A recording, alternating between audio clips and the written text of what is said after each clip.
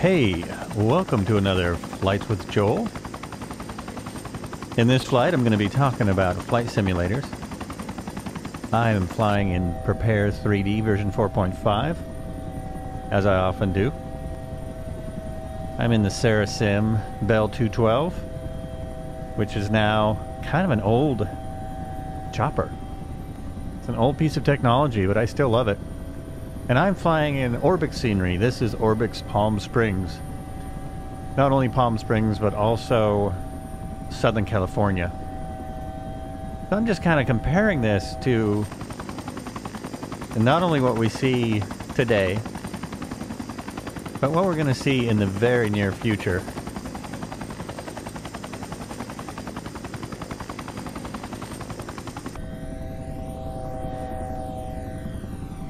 So that's what I'm going to be talking about. Flight Simulator 2020. And X-Plane. And Aerofly FS2. And I'm going to be doing all this while flying in Prepar3D. I'm going to get to that in just a minute.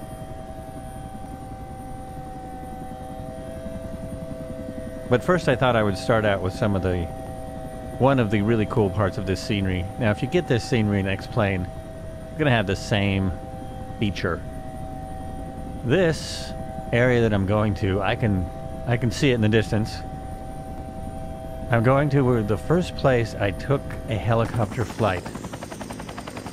I'm not a professional pilot. I am mostly a sim pilot. I love helicopters. I've flown in as a passenger. I've flown in about 6 of them. As a pilot, I've got about 30 minutes in an actual helicopter. I have thousands of hours in simulated helicopters. So this right here, that you saw for a moment, is the Dinosaur Dinner.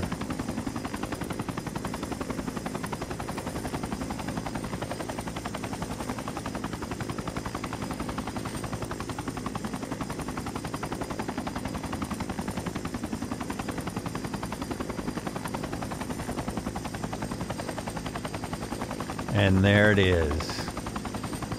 The Dinosaur Diner in the middle of the desert just outside Palm Springs. One of the strangest attractions you'll see. It has now been commercialized, so this is sort of what it looks like today. Not really. There's more. It's a little commercial court, and they have, I think they actually charge you to go look at the dinosaurs. When I first discovered this place, it was a literal family-owned greasy spoon, as we call them in America,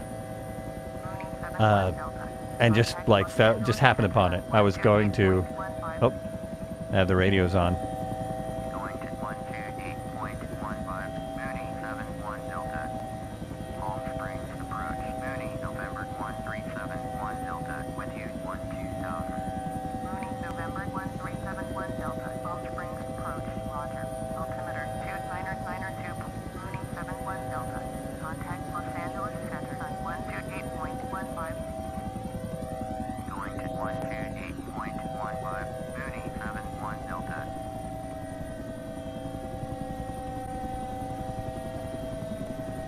Sorry about that. I should have turned that off. This is what my first helicopter flight looked like. However, it was in an Eastrom. It was a 3-place. Me and my girlfriend squeezed in, and this is about all we did. We flew around in this little pattern,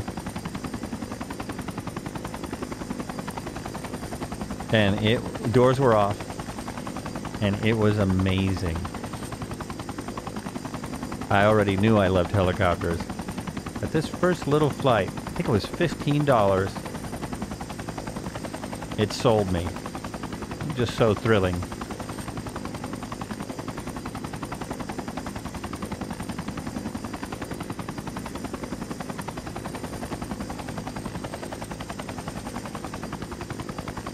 So yeah, when we first happened on it, that big dinosaur there, not the T-Rex, but I think it's a Brontosaurus, was a gift shop.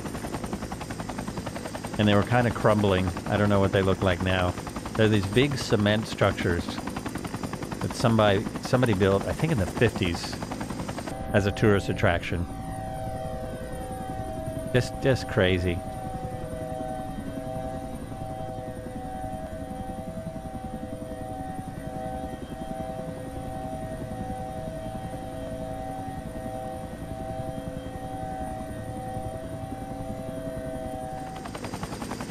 So, I, like everyone, am very curious. What is this going to look like in Flight Simulator 2020? Is it going to look like this? Which already looks a little primitive just from seeing pictures of the new sim. Or will it look more like a picture of the real thing?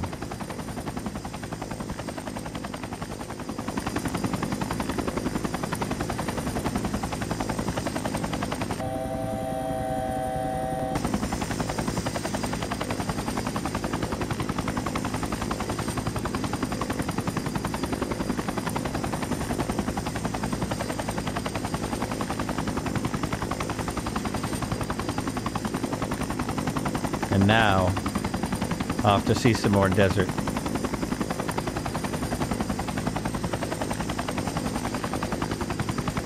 First off, my reasons or excuses why I'm still flying P3D, because I know there's a lot of sort of, especially people who fly helicopters, it's all about X-Plane. I have the demo version of X-Plane. I have Aerofly FS2, which by some accounts is one of the best helicopter models out there, but there's only really 2 helicopters at this point. Maybe by the time I get this video up later today, there'll be 3. But there are very few.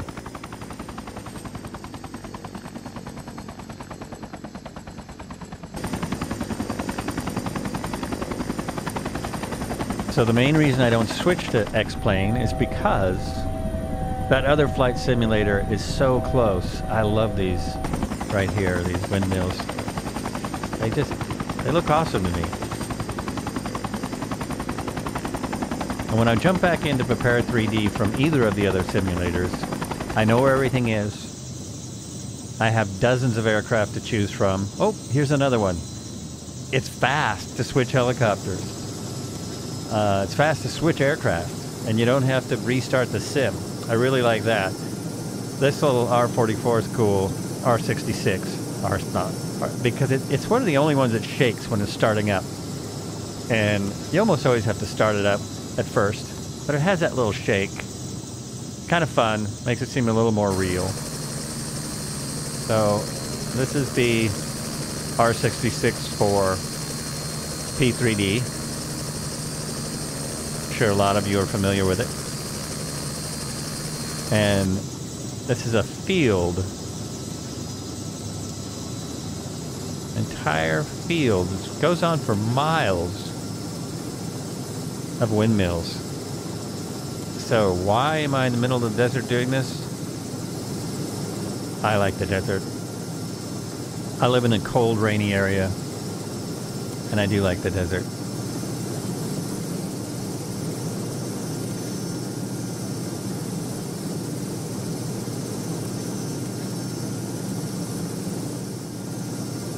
And even though this isn't the most realistic flight simulator aircraft, I still love it. Stop to take some screenshots.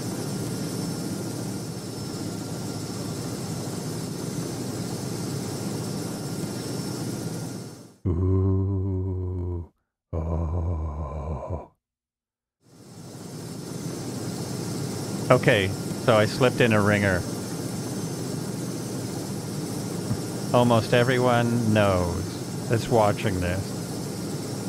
That last one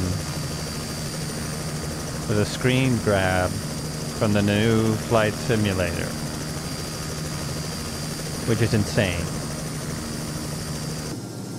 I'm afraid it makes this and possibly everything on the market fairly obsolete. I'm flying now with add-on scenery P3D is an update from a 10-year-old flight simulator. So I think the aircraft look fantastic. There's this shiny. I can read all the gauges. That's a big update from what we used to have. We have lots of realistic aircraft in Aerofly FS2 and X-Plane. And if you're flying other than helicopters, there's plenty of great aircraft in Prepar3D version 4.5. In FSX, we actually had a better helicopter, but it never got updated. The Dodo Sim, I thought, was fantastic. It did everything it said it could do. I actually flew it a lot before doing a demo flight in an R66, and it worked really well. That worked great. So now, I was going to fly over to Joshua Tree, but this video was getting longer than I expected. So after hitting this town, which is probably Palm Desert, very curious what this will look like in the new flight sim. It'll probably be much more recognizable as the actual town. And then I found this airport here, and I thought, what I'm gonna do is just see how agile this little R66 is. So I'm just gonna play around and try not to wreck it.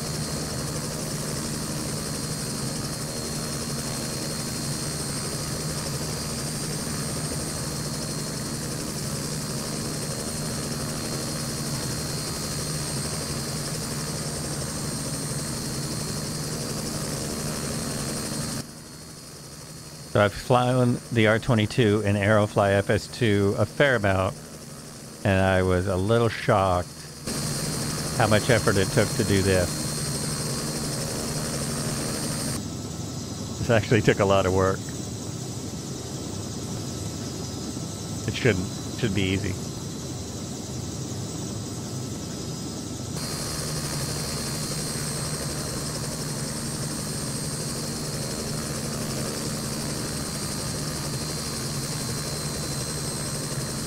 This it did really well. If I practice this, I could get really precise with pedal turns.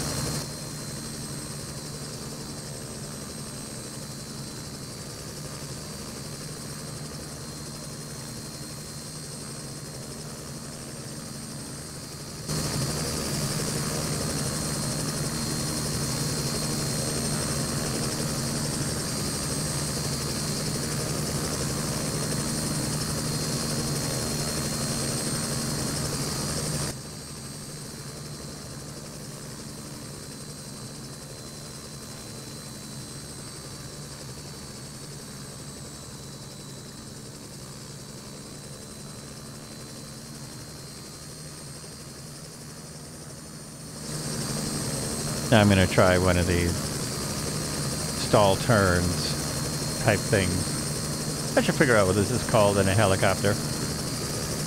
In an aircraft, it's a stall turn.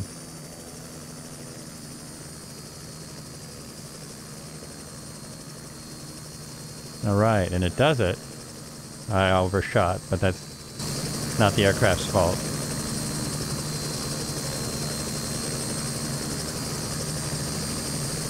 So if the helicopters, well, once they add helicopters to Flight Simulator 2020, they should act just like the real thing, according to the way the physics have been explained to everybody.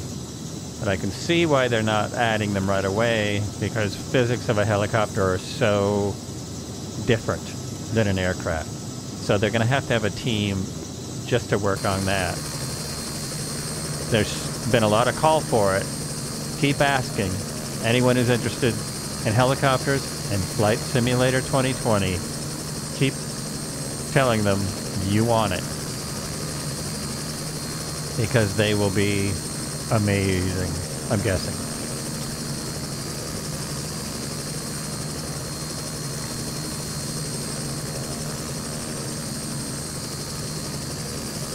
So thanks for dropping in.